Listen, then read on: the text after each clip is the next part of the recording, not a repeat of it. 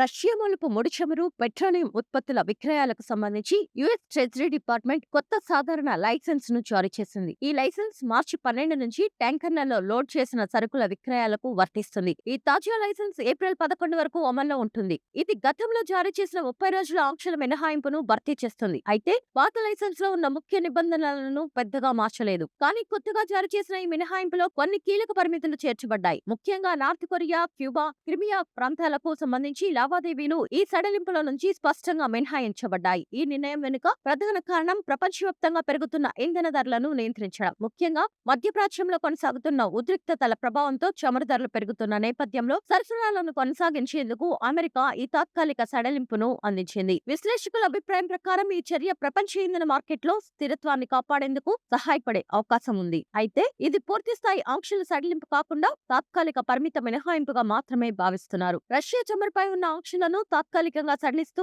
America తీసుకున్న ఈ నిర్ణయం పెరుగుతున్న ఇంధన ధరలను నియంత్రించడమే లక్ష్యంగా తీసుకున్న కీలక చర్యగా పరిగణించబడుతోంది.